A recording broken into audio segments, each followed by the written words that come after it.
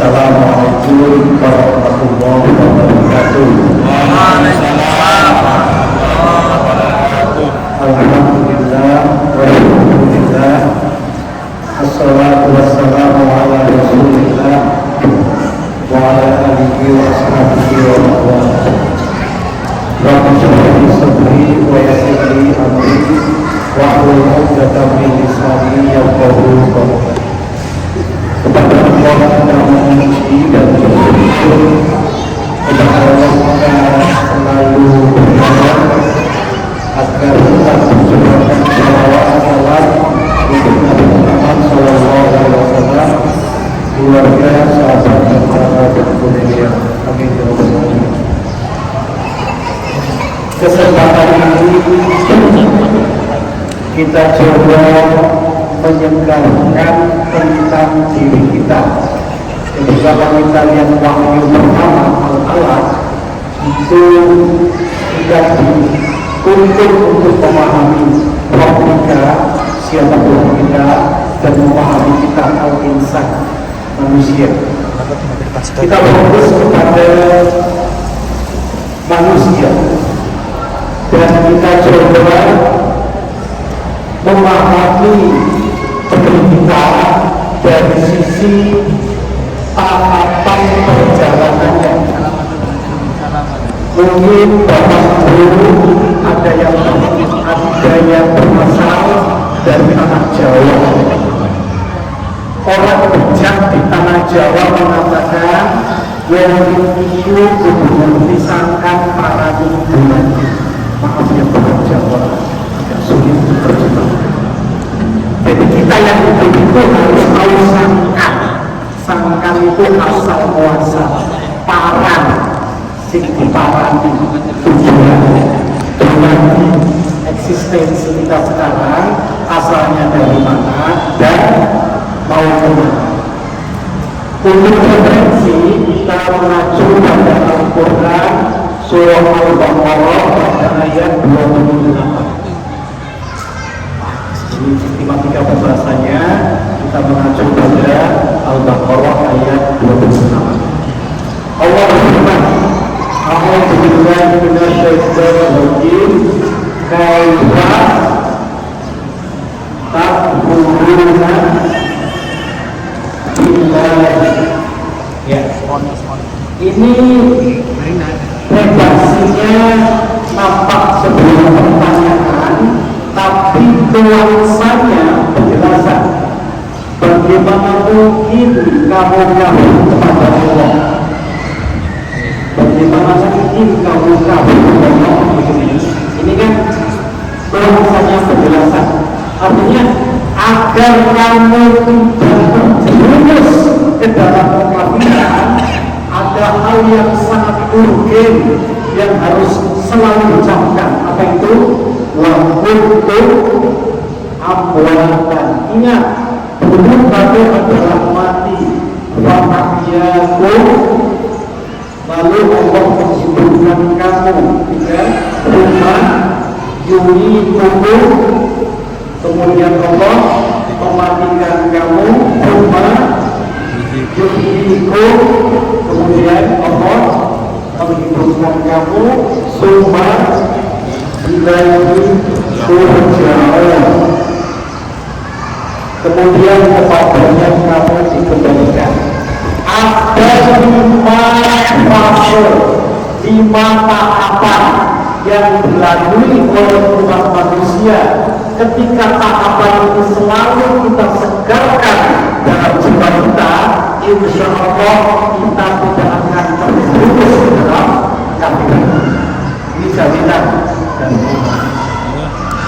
kita mulai dari yang pertama, mati. Dulu sebelum kita hidup, kita sudah pernah melewati tahap kematian. Apa itu mati? Mati adalah kondisi ketika ruh kita dan jasad kita berpisah. Ruh kita masih di sisi Allah, jasad kita masih berubah unsur tanah. Itu namanya tahap kematian. Berapa lama kita melalui tahap kematian ini? Ya sejak diciptakan alam semesta sampai kita lahir di dunia. Berapa tahun kira-kira? Ya usia kematian kita lebih tua dibanding usia minyak dan gas bumi. Pokoknya tua kan. Oke, setelah itu hidup. Nah, proses kehidupan adalah proses menyatunya antara roh dan jasad. Mari kita lihat proses kehidupan. Misalnya pada Quran surah As-Sajdah ayat 7 sampai ayat 9. Oke, idealnya kalau ada yang membaca untuk saya tidak sampai sendirian. Tapi kalau tidak ada ya saya baca sendiri. Baik. Dalam ayat ini Allah berfirman, A'udzu billahi minasyaitonir rajim, alladzi ahsana kulla syai'in khalaqahu. Allah menciptakan segala sesuatu dengan sangat baik. Wa bada'a Allahu insan min. Kemudian Allah memulai mencipta manusia dari tanah. Summa ja'ala yaslahu, kemudian Allah menjadikan perbuatannya min sulalatin min ma'in mahin, dari sari-sari air yang berguna. Dua ayat ini Allah menerangkan tentang jasad. Ya. Jadi jasad manusia menurut ayat ini dilihat dari dua sisi. Sisi pertama, jasad manusia adalah sebenarnya benda mati, tanah, benda mati. Yang kedua, jasad manusia adalah gila atau menjijikkan. Surah Nabi Muhammad ini saya pakai air yang gila, katakanlah sperma. Kalau ada gelas di air dikasih sperma, dikasih gula, kita tata. Apakah kamu ada air lagi dikasih teh, ya, dikasih gula juga? Mana yang mau diminum? Tentu yang teh manis diminum, sperma manis dibuang. Kita rasa jijik itu Allah berikan secara universal kepada semua manusia.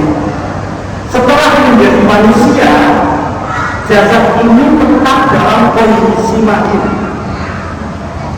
Kami pakai bahasa Jawa tadi, karena orang Jawa ini menjajakan bahasa. Orang Jawa mengatakan aji ning rogo soko busono. Aji artinya terhormat, rogo artinya jasad. Jasad itu terhormat, soko busono lantaran berpakaian. Coba kalau tidak percaya, seorang ibu telanjang bulat duduk ibu taklim di sini, kalau tidak merasa jijik itu sudah kurang sekali. Karena badan manusia sangat menjijikan. Kalau tidak percaya silakan Mas Allah.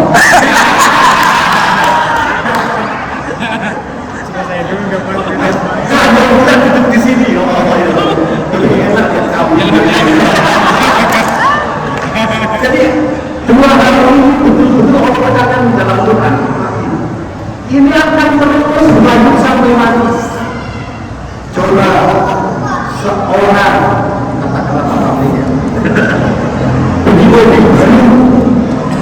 tiba-tiba meninggal dunia, apakah istri dan anaknya atau keluarganya mengizinkan orang duduk di mobilnya 3 hari setelah meninggal? Tidak boleh, padahal sendiri. Apa artinya? Jasad memang kondisinya adalah kamar sendiri.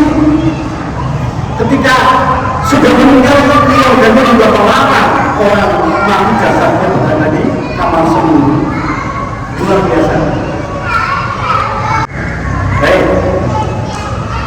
Setelah Allah menerangkan tentang jasad, pada ayat ke-9 Allah menerangkan tentang ruh. Summa sawahu wa nafakha fihi min ruhi. Allah meniupkan ruhnya. Nah,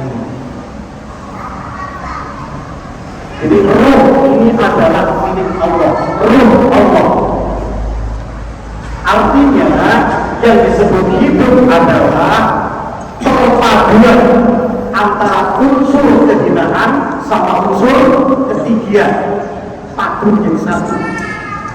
Wajah Allah sama. Dengan ruh itu Allah menjadikan pendengaran untuk kamu, wal absara penglihatan. Artinya kita mendengar itu bukan kegiatan jasad, tapi kegiatan ruh. Melihat bukan kegiatan jasad, tapi kegiatan ruh. Begitulah berjalan, berlari, berbicara, itu semua kegiatan ruhnya. Buktinya kalau orang main bola mati di lapangan, kakinya masih utuh, tidak berjalan, telinganya masih utuh, tidak mendengar. Hakikatnya kegiatan manusia adalah kegiatan ruhnya, bukan kegiatan jasad. Di akhir ayat Allah mengatakan qalilan ma tashkurun, sedikit. Nah, nanti jasad ini menuntut untuk dipenuhi kebutuhannya. Upaya untuk memenuhi kebutuhan jasad namanya syahwat. Upaya untuk memenuhi kebutuhan ruh namanya fitrah. Ya, jadi ada syahwat, ada fitrah. Zuyyina lin-nasi hubbu syahwat minan nisa wal banin wal qanatir. Karena syahwat berasal dari materi, maka kebutuhannya hanya bersifat materi juga. Kebutuhan istri, kebutuhan pada kekayaan, pokoknya begitu. Nah, fitrah manusia akan datang dari Allah, maka kebutuhan paling utama adalah yang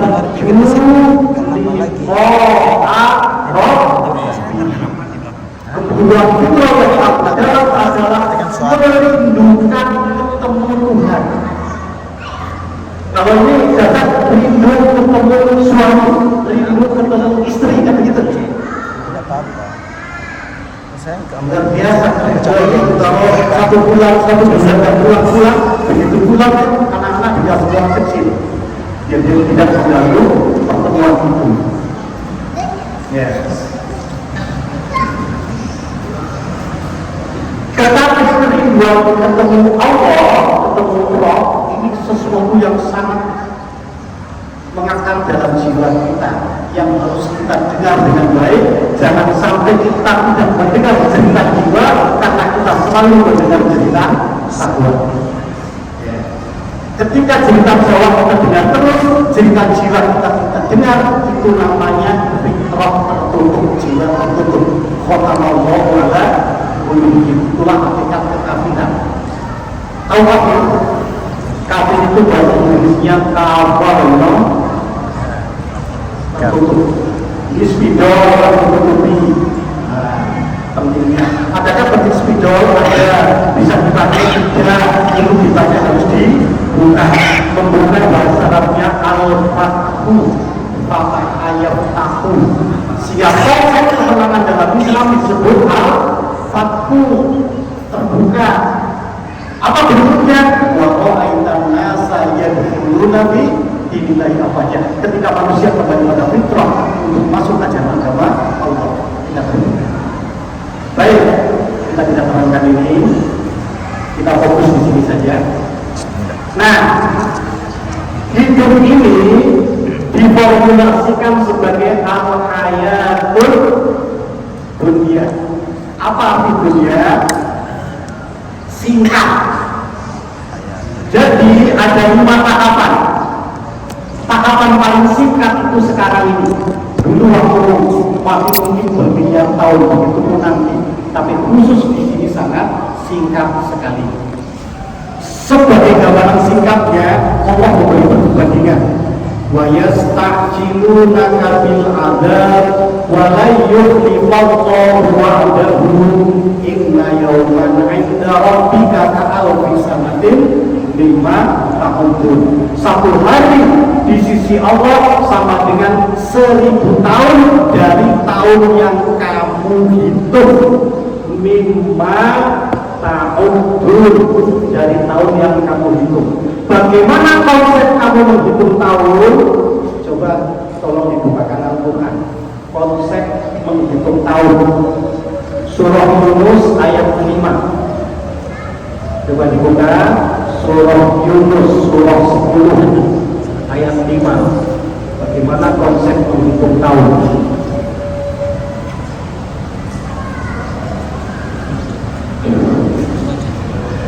Ketemu? Baca. Orang beli baca. Dokter. Wallazi ja'ala syamsa, dia menjadikan matahari apa? Diyaan wal qamara nuran wa qaddarahu manazil. Oke, ucapan semua ta'lamul adada as-sinin. Oke, hisab. Allah yang menjadikan matahari diyaan itu artinya lampu. Kalau saya dulu waktu kecil belum ada listrik, namanya dian, sentil pakai minyak tanah, dicantelkan di gedek. Jadi diaan, lampu. Kalau bahasa fisikanya benda langit pemancar cahaya. Lampu kan memancarkan cahaya. Wal qamara bulan nuron, dia bukan pemancar cahaya, dia hanya pemantul cahaya. Kalau dia jelas dia bercahaya memang, tapi kalau bulan tidak. Misalnya maksimal deh, matahari, bumi, bulan.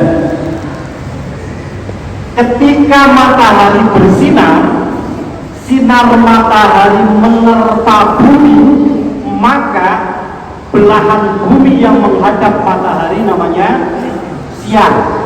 Belahan bumi yang membelakangi matahari namanya malam. Ketika posisi bulan tidak terkena sinar matahari karena terhalang oleh bumi, terhalang oleh bayangan bumi, maka bulan tidak kelihatan. Namanya gerhana bulan. Paham?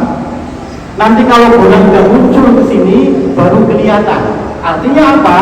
Bulan tidak bercahaya, tapi bulan bisa memantulkan cahaya matahari ke bumi. Nurah. Seperti itu. Waktu dalam manazil, karena bulan tidak bercahaya, kadang bulan kelihatan purnama, kadang kelihatan hanya seperempat, kadang kayak cumit gitu aja. Itu namanya manzilah. Untuk apa itu semua?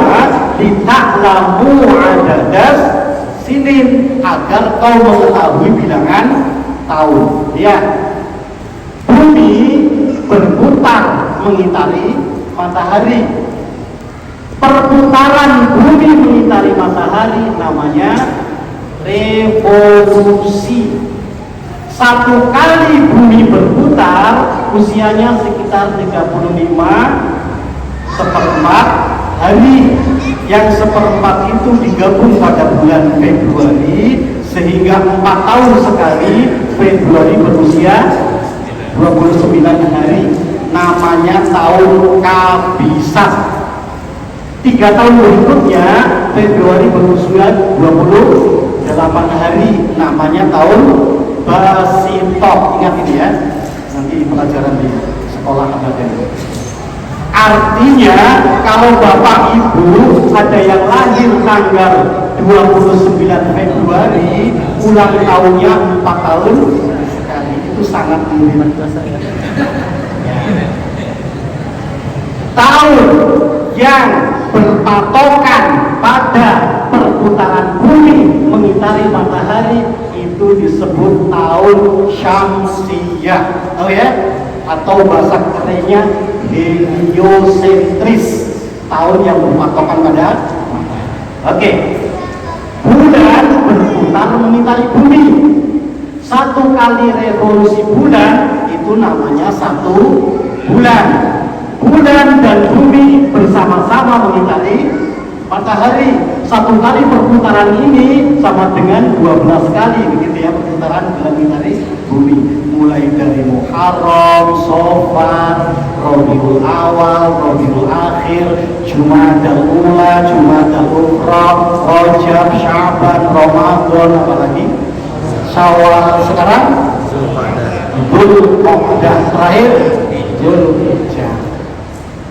Nah, tahun yang berdasar patokan bulan mengitari bumi disebut tahun Qamariah. Paham ya? Ini namanya mimma ta'udun, tahun yang kamu hitung. Oke, mari kita lihat sekarang. Tahun 1928, Profesor Hubble, ahli antariksa di NASA Amerika Serikat, itu membuat teleskop, namanya teleskop Hubble, ya, untuk melihat gerak bintang di jagat raya. Apa yang terjadi? Begitu diamati, ternyata semua bintang bergerak menjauh satu sama lain. Sehingga dia ambil kesimpulan alam ini lagi berkembang atau disebut dengan expanding universe.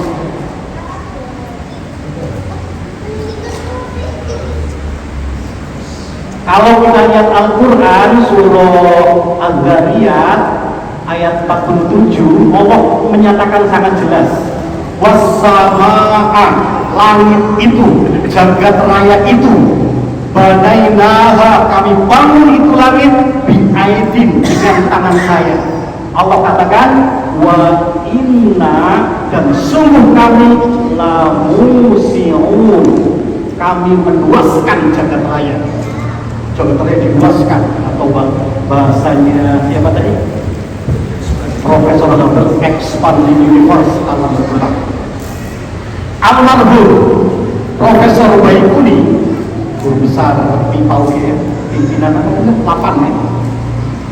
Saya baca artikel kecilnya, dia katakan begini, bintang menjauh dari bumi kita diperkirakan setiap 1 detik itu 15 km.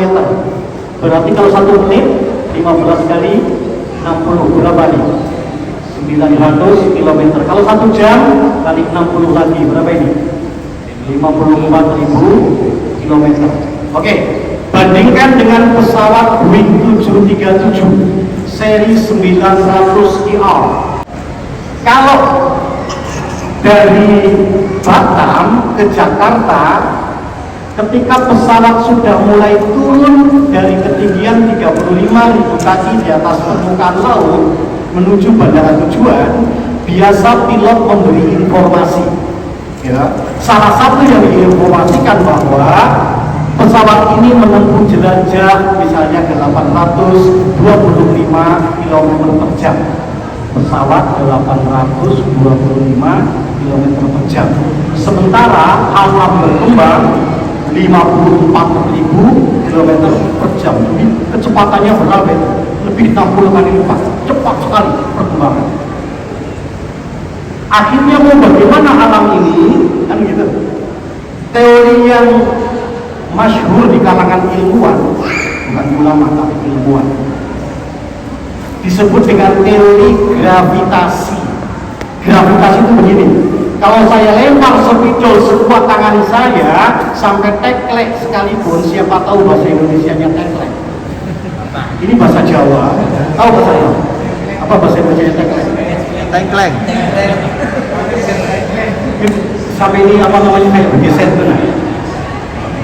Saking kuatnya lempar kayak mau lepas di engselnya. Tetapi karena daya tarik bumi lebih kuat dari lemparan saya, maka benda yang aku lempar jatuh ke bumi. Itu namanya gravitasi. Jadi meskipun seluruh benda di jagat raya lagi berkembang menjauh satu sama lain, yang dulunya adalah dekat dan padu lalu meledak, pernah nonton petasan di malam tahun baru yang petasannya meledak di udara? Pernah kan? Malam tahun baru meledak, kan tersebar ke segala penjuru ya serpihannya. Nah begitulah jagat raya sekarang. tersebar. Kecepatannya berapa? 54.000 km per jam, cepat sekali. Nanti akhirnya bagaimana? Menurut teori ilmuwan akhirnya terjadi gravitasi. Kembali lagi. Lihat, Allah menerangkan sangat jelas sekali.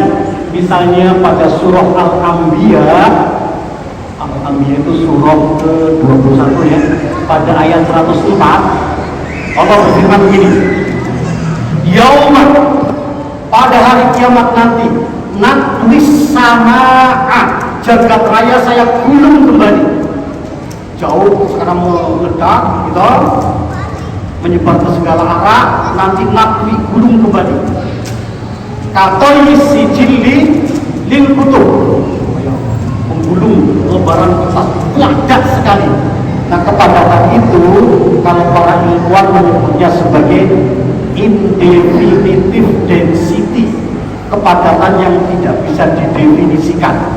Bahasa Surabayanya padat sekali, dan gede gede, padat padat. Kalau jaga jadi apa? Juanda, padat negara.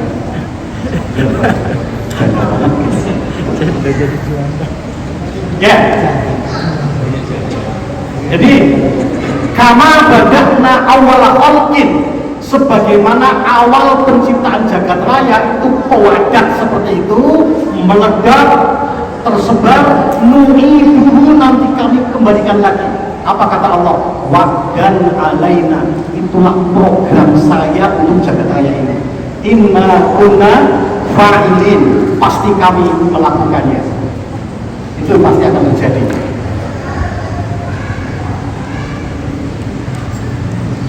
Beberapa tahun yang lalu saya baca di internet gitu, ilmuwan di Inggris gembira sekali karena ikut merayakan pernikahan dua black hole.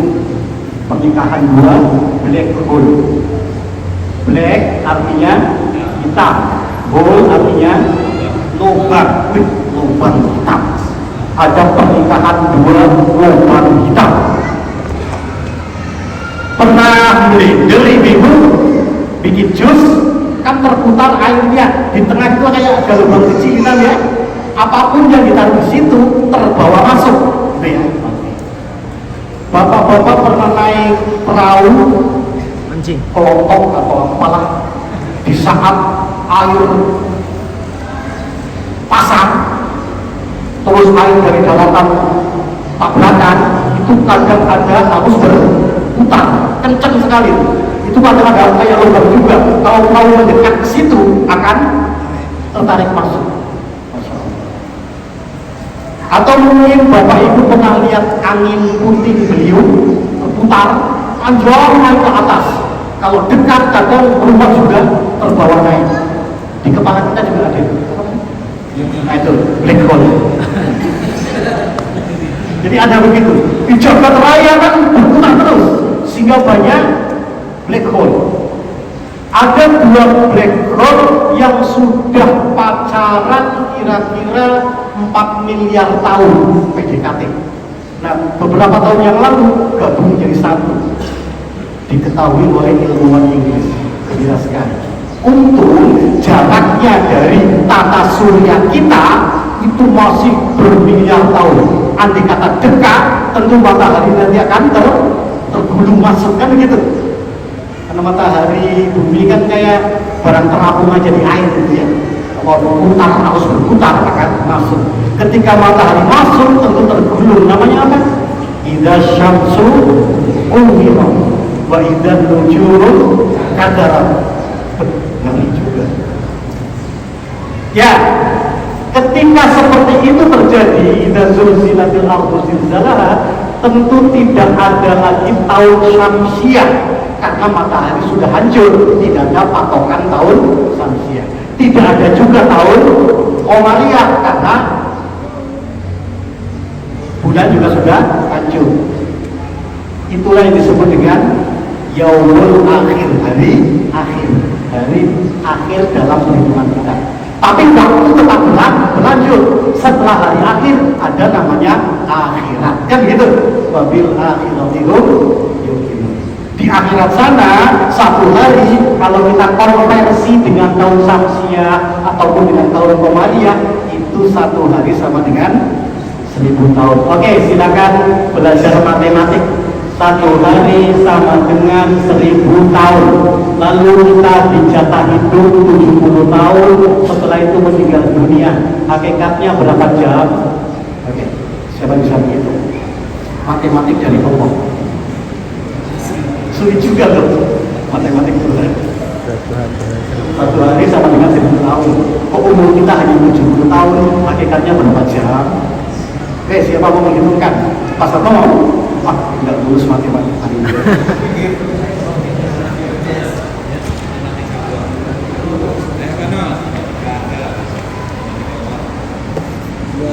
Ya, jadi mudah sekali kan? Kalau dalam model hitungan saya waktu kecil dulu di SD ya 70 per 1000 kali 24 jam sehari itu ketemunya 1 jam 40 menit 8 detik. Itu yang disebut dengan al-hayatud dunia, waktu paling singkat. Oke, kita lanjut. Setelah kita melewati kehidupan yang singkat ini, sedikit ya. Untuk apa fungsi kehidupan singkat ini? Fungsinya hanya satu. Menurut surah Al-Mulk pada ayat kedua, Allah menyatakan alladzi khalaqal mauta wal hayata. Ya, jadi fungsinya adalah liyabluwakum, untuk seleksi. Jadi hidup singkat ini untuk seleksi. Ada yang lulus namanya ayyukum ahsanu amalan, yang lulus. Ada yang gagal. Baik. Jadi kita lagi diuji ya. Lagi diseleksi. Setelah itu kita mati. Kita ngerti saja ini. Kematian itu ada rasanya. Kullu nafsin dha'iqatul maut. Dha'iqatnya merasakan. Jadi ada rasa kematian. Setidaknya rasa kematian itu ada dua. Rasa kematian itu ada dua. Yang pertama, ada orang yang sangat menderita ketika prosesi sakaratul maut. Penderitaan itu belum pernah dia rasakan sepanjang hidupnya. Pokoknya menderita sekali. Kita lihat surah Muhammad pada ayat 27 sampai 28. Itu kematian yang sangat menyengsarakan. Allah berfirman, fa kaifa idza tawaffahumul malaika. Bagaimana nanti ketika malaikat mematikan mereka? Yadribuna. Apa dia yadribuna? Memukuli. Malaikat memukuli wujud wajah mereka, wa adbarohum, dan punggung mereka. Jadi dari ayat ini Allah memberi informasi ada jenis sakaratul maut dalam keadaan dipukuli oleh para malaikat. Pernah merasakan bagaimana rasanya dipukuli malaikat? Belum kan? Itu nanti dirasakan ketika sakaratul maut. Tidak tanggung-tanggung. Allah katakan dia beribuna. Malaikat yang pukul bukan satu person, tapi banyak. Ya, dia beribuna. Jadi malaikat maut yang bernama siapa? Israel ya. Nampaknya Israel itu bukan satu person, tapi satu departemen. Personilnya banyak. Ya. Satu kompi. Masya Allah ya. Dikepuni wajahnya dan punggungnya. Siapakah orang yang matinya digebuki malaikat? Itu yang diterangkan dalam ayat 28. Dzalika bi annahum tabau ma askhatallaha. Itulah orang yang ketika hidup di dunia memperturutkan segala yang membuat Allah murka. Wa karihu, membenci ridwanahu, yang membuat Allah ridho. Dia tidak mau ngaji, tidak mau berjuang, tidak mau menutup aurat, tidak mau sholat, kerjanya zina, korupsi, narkoba, pokoknya matinya dihubungi malaikat. Sangat gampang sekali dipaham. Yang kedua, ada orang yang menikmati proses kematiannya. Jadi kematian adalah kenikmatan yang belum pernah dia rasakan sepanjang hidupnya. Nikmat sekali. Kita lihat surah berapa? 89 ya. Al-Fajr ayat berapa? 27 juga sampai 30. Dalam ayat ini Allah berfirman, ya ayyatuhan nafsul mutmainnah, wahai jiwa-jiwa yang tenang. Bagaimana bentuk kematiannya? Irji'i ila rabbiki, silakan kembali menghadap pada Tuhan. Rohiyah. Apa itu rohiyah? Puas. Rohiyah itu dalam Quran diberikan kepada manusia dua kali. Pertama ketika kematian, yang kedua ketika di surga. Radhiyallahu anhum wa radu anhu. Di dunia ini kita tidak pernah mendapatkan rohiyah. Kayak apa rasanya kita tidak tahu. Karena apa? Kepuasan di dunia sifatnya apa ya, temporal, hisbi begitu. Semua. Ketika SD membayangkan enaknya nanti kalau sudah SMP biru putih belajar bahasa Inggris, go to school every day. Sudah SMP membayangkan lagi enaknya nanti kalau sudah SMU abu-abu putih pacaran. Sudah SMU membayangkan lagi enaknya kalau sudah perguruan tinggi kuliah tidak pakai seragam, fakultas. Sudah S1 kepingin, S2 kepingin juga, S3 apa puas belum juga. Enaknya kalau daftar Rio 1 lewat calon independen. Katakanlah jadi gubernur. Sudah jadi gubernur belum puas juga. Enaknya kalau daftar RI 1, katakanlah terpilih jadi presiden. Seluruh menteri memajukan permasalahannya. Belum lagi wartawan mengkritisinya, di demo oleh mahasiswa dan kaum buruh. Melihat anak kecil lari-lari tanpa beban, dia mengatakan enaknya jadi anak kecil lari-lari tanpa beban. Nggak ada kenikmatan di dunia ini. Kenikmatan Allah berikan justru ketika meninggal.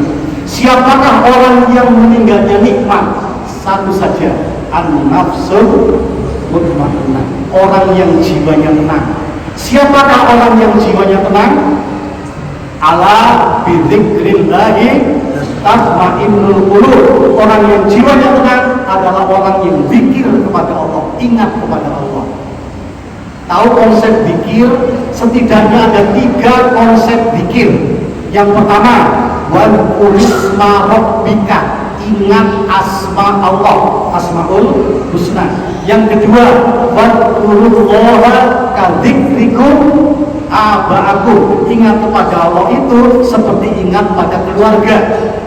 Yang ketiga, wadhkurullaha dzikran katsira wasabbihuhu bukratan wa asila, ingat pada Allah dengan ingat yang banyak. Sedikit saya bedakan antara konsep zikir dengan mengeja nama Allah, itu beda. Ilustrasi fiktif sederhana. Seorang kiai mengajari burung beo dengan kalimat thayyibah la ilaha illallah. Burung beonya tahlil terus setiap saat karena hafal. Ketika Pak Kiai mengajari santrinya, tiba-tiba burung beo itu diintai oleh kucing, lalu ditangkap dan digigit, kengek, mati. Pak Kiai langsung pingsan. Santri bingung kenapa Pak Kiai pingsan. Setelah sembuh ditanya, Pak Kiai kenapa pingsan tadi? Itu nak, aku melihara burung beo, ku ajari kalimat thayyibah la ilaha illallah, hafal betul. Kenapa ketika digigit oleh kucing kalimat terakhir keluar dari mulutnya kok kayak begitu? Saya khawatir kalau bikin saya kayak beo, hanya sekedar hafal menyebut nama Allah, hakikatnya tidak ingat Allah. Lalai. Jangan-jangan malatul maut menyebut Sehingga untuk pikir yang benar, 3 konsep tadi. Yang pertama, ingat asma Allah. Contoh, Umar bin Khattab radhiyallahu anhu pernah menguji seorang anak penggembala kambing yang cukup banyak kambingnya. Nah, aku minta seekor kambingmu. Tidak boleh, Pak. Kenapa? Ini bukan milik saya, tugas saya hanya menggembala. Terus pemilik kambing ini apa tahu berapa jumlahnya? Tidak tahu juga. Tidak pernah menghitung dia. Kamu tahu jumlahnya? Tidak juga. Begini aja. Kasih 1 kambing kepada saya, aku bayar. Ya. Nanti kau bilang sama majikan kamu, seekor kambingnya dimakan oleh serigala. Percaya itu. Apa kata anak penggembala kambing? Fa'aina Allah, di mana Allah, Pak? Allah kan lihat kecurangan saya. Umar gemetar mendengar ungkapan fa'aina Allah dari anak gembala tadi, sehingga dia dimerdekakan, lalu diangkat menjadi PNS untuk menjaga perbendaharaan negara, dijamin tidak akan ada yang dikorupsi. Nah, itulah namanya orang yang ingat asma Allah. Allah maha melihat, Allah maha mendengar, maha mengetahui, sehingga dia tidak berani berbuat curang. Kalau orang berpikir seperti ini, orang Islam di Indonesia yakin tidak ada yang korupsi, tenang sekali hidup itu. Mau berzina, Allah lihat, kan gitu ya. Enak tenang. Makanya Allah katakan wala dzikrullahi akbar. Hal yang paling besar dalam Islam adalah zikir pada Allah. Karena itulah puncak daripada ajaran. Nafsul mutmainnah, zikrullah. Oke, yang kedua, fadhkurullaha ka dzikrikum aba'akum. Ingat pada Allah seperti ingat pada bapakku, pada ibuku. Saya sering diundang seperti ini, kadang sampai berhari-hari, berminggu-minggu, baru pulang ke rumah. Misalnya istri marah-marah, kamu sebagai suami nggak ingat istri, nggak ingat anak. Mungkin aku ngomong apa? Nggak ingat istri, nggak ingat anak. Kau lihat bibirku basah menyebut namamu. Mungkin itu paling benar itu yang namanya ingat-ingat. Lihat anak mencret semua, beras habis, rumah bocor. Artinya apa yang disebut ingat kepada keluarga? Memenuhi semua keperluan keluarga. Jadi kalau ingat pada Allah seperti itu, berarti wal tanzur nafsun ma qaddamat lighad. Kita harus mempersiapkan apa yang harus kita bawa untuk menghadap kepada Allah Subhanahu wa taala. Yang ketiga, apa yang ketiga? Wadzurullaha dzikran katsira. Ingat pada Allah dengan ingat yang banyak. Karena apa ingat pada banyak? Karena ada rasa cinta pada Allah. Qul in kuntum tuhibbunallah. Kalau orang cinta itu ingat terus. Saya kira bapak-bapak pernah jadi bijakan lah ya. Bagaimana dulu ketika ingat kepada calon ibu, namamu terukir dalam jiwa. Ingatkan begitu. Setiap aku barimu, aku melihat senyummu di pelapon. Begitu mirip nampak kau menegur saya lewat dinding itu. Tengkurap ada pula wajah namamu di kolong. Luar biasa, tak sedetik pun berlalu tanpa bayangan. Itu namanya iyaman wa umudan wa ala junubihim. Itu tetap ingat terus, nggak bisa dihitung.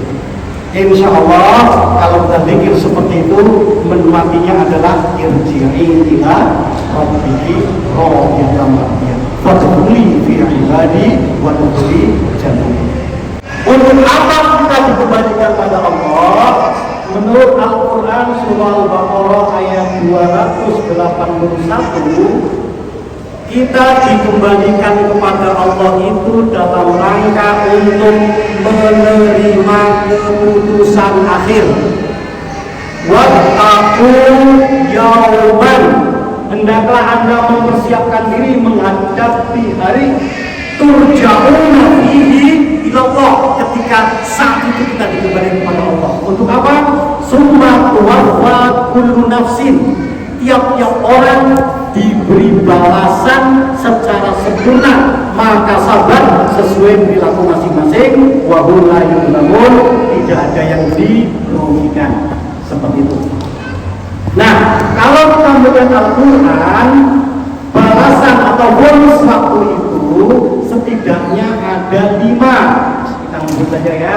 Yang pertama, ada orang yang diputuskan masuk neraka bebas hambatan tanpa diproses. Itu diterangkan dalam Quran surah Al-Kahfi ayat 103 sampai 106. Orang yang masuk neraka tanpa proses. Qul hal nunabbi'ukum bil aksarina a'mala. Maukah kamu saya beritahu tentang orang yang amalnya paling rugi? Alladzina dhalla, orang yang tersesat, salah jalan, sa'yuhum. Nah, hidup dunia adalah sa'i, berjalan terus tanpa berhenti. Kita berjalan terus kayak sa'i tanpa berhenti, tapi salah arah. Harusnya menuju surga, tapi menuju neraka. Wa hum yasabuna annahum yuhsinuna sun'a, tapi mereka selalu merasa berbuat baik. Siapakah orang yang salah arah tapi merasa baik?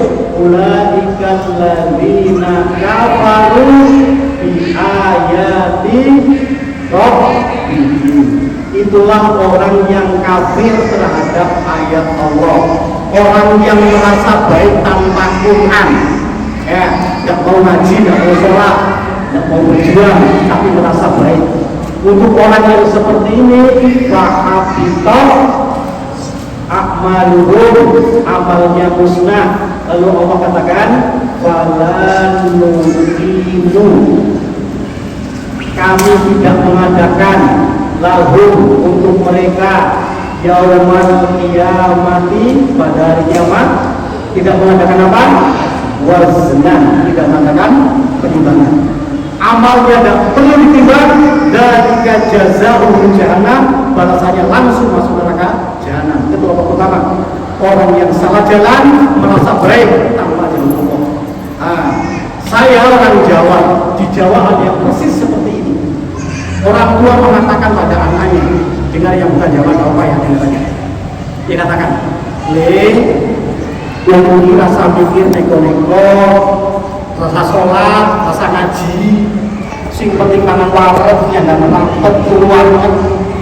Hidup itu udah usah berpikir macam-macam lah, nggak usah repot-repot sholat, ngaji segala. Yang penting cukup sandang, pangan, papan. Merasa baik tanpa Al-Quran, insya Allah masuk jahanam tanpa proses.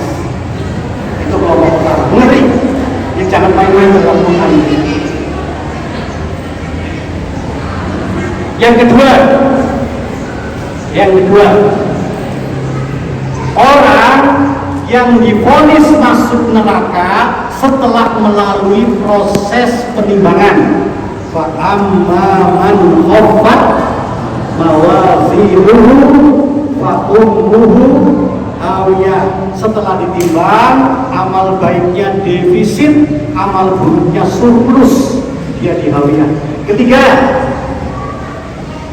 ada orang yang diputuskan tidak masuk neraka, tapi belum juga masuk surga. Jadi terminal antara surga dan neraka. Namanya apa? Al-A'raf. Jadi Al-A'raf adalah terminal antara surga dan neraka. Lihat surah Al-A'raf ayat 46 dan 47. Allah berfirman, wa bainahuma hijab, antara surga dan neraka ada hijab. Wa 'alal a'rafi, di atas a'raf, tempat antara surga dan neraka tadi, rijalun ya'rifuna kullan. Di situ banyak orang yang melihat semuanya. Penghuni surga dia lihat, penghuni neraka dia lihat. Kalau kita baca tafsir, inilah orang yang berimbang antara baik dan buruknya, sementara transit di akhirah nunggu keputusan selanjutnya. Wa nadau ashabal jannah, lalu penghuni A'raf menyeru penghuni surga, assalamun alaikum, sukses, selamat kamu ya. Lam yadkhuluha, tapi mereka belum bisa masuk surga. Wa hum yatma'un, mereka kepengen sekali. Wih, namanya kamu di situ ya. Aku mau ke situ apa ya?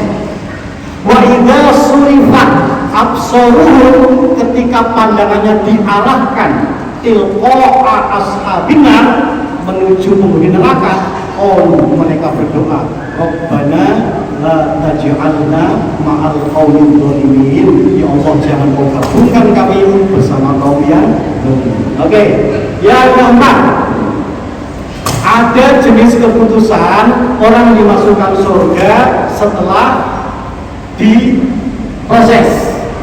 Wa amma man saqulat mawazinuhu, diimbang, amal baiknya sangat berkualitas, dia berada dalam kehidupan yang sangat memuaskan. Terakhir, ada juga orang yang divonis masuk surga tanpa harus diproses. Kita lihat surah Al-Imran misalnya ayat berapa ya?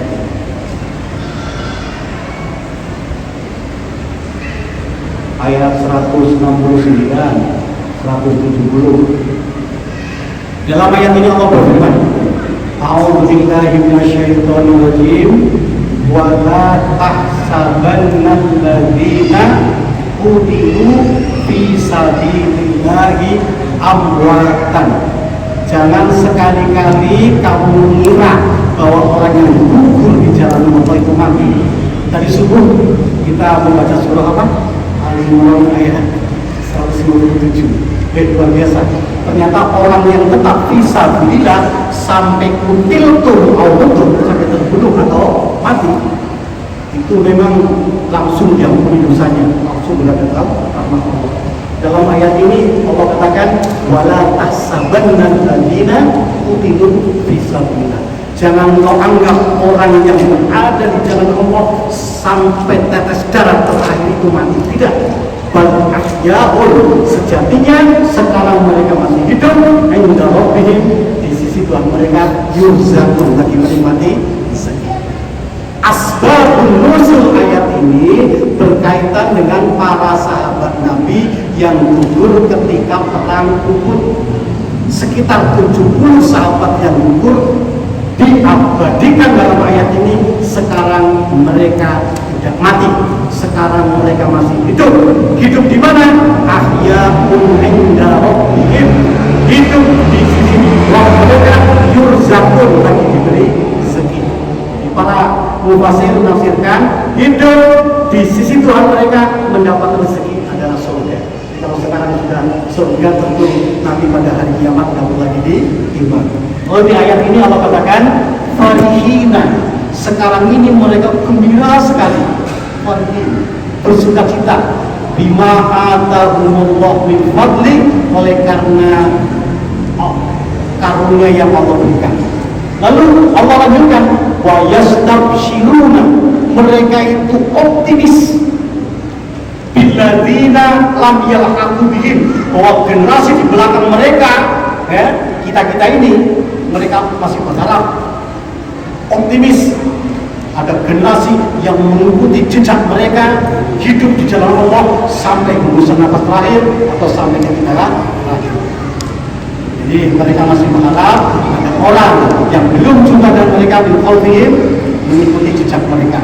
Allah khaufun alaihim wa lahum yahzanun. Kalau tetap di jalan Allah, tidak usah panik, tidak usah sedih. Surga menunggu di depan.